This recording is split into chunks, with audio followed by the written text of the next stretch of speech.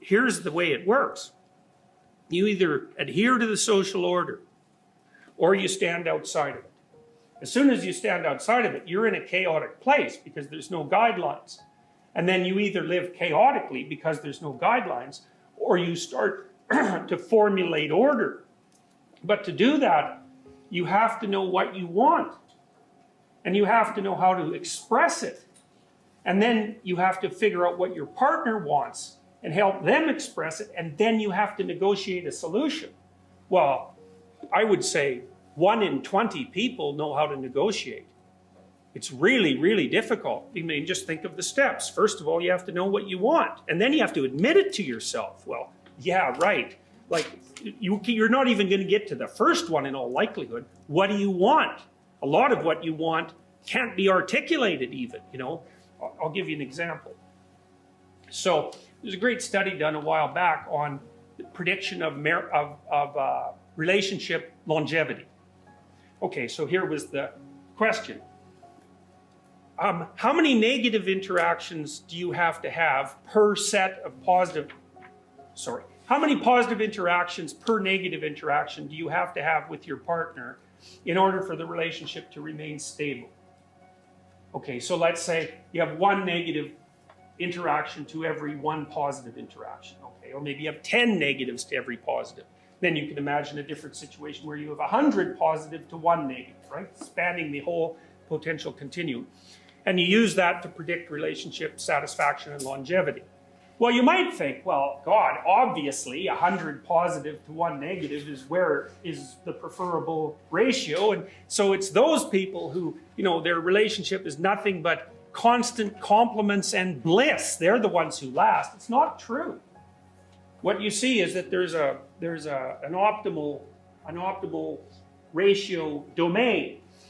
If it falls below 5 to 1 positive to negative, then your relationship falls apart. It's too negative.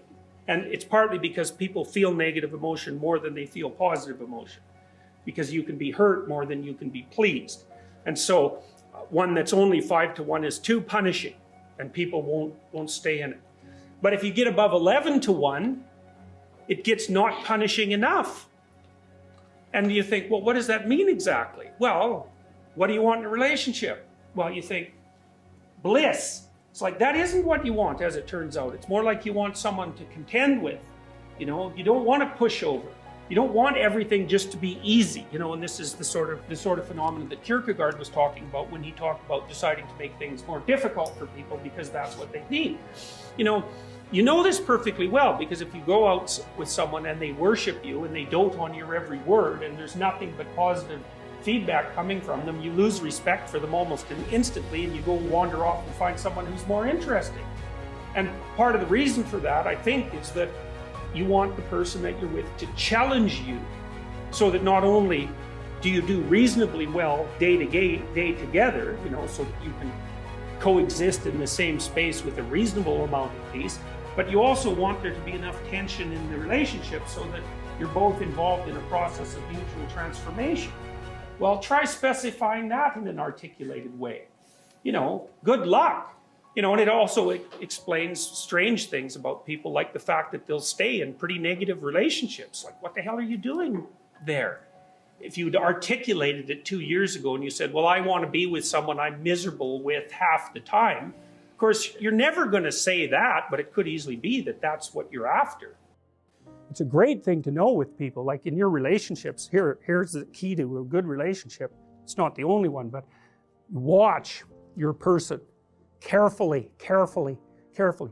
And whenever they do something that you would like them to do more of, tell them that that was really good and mean it. And it's not manipulative, because if it's manipulative, it won't work. It's like you have to say, wow, I'm so glad you did that. And you have to be precise.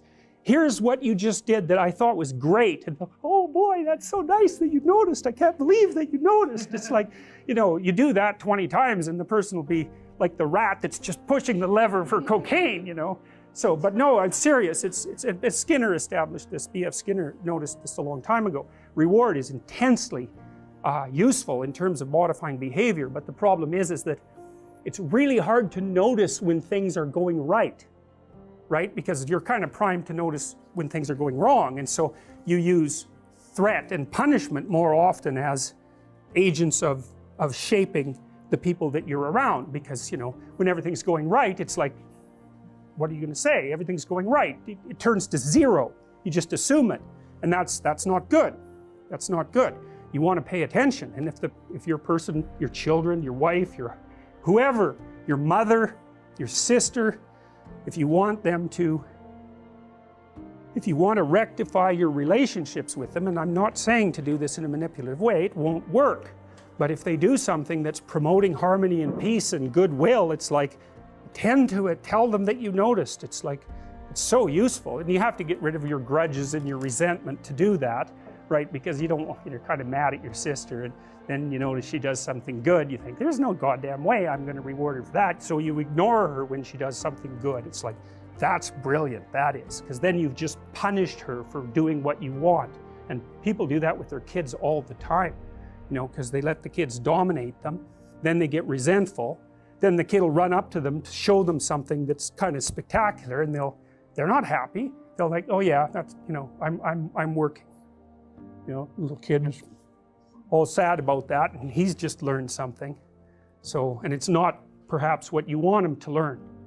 And so you have to keep your relationship with your children pristine, and that means that you can't hold a grudge or resent them, and that means that you have to help them learn how to behave so that you like them.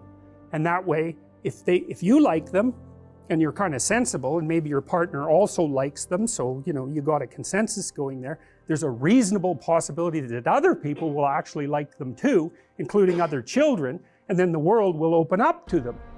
You know, then you'll bring them to people's houses, and the people will actually smile at them and give them a pat on the head, instead of thinking, oh my God, that brat's coming to visit again. I wonder what he'll break this time. You know, and that's just a horrible thing for your child to experience repetitively in situation after situation. All they learn is that adults have a false smile, but they're really lying all the time.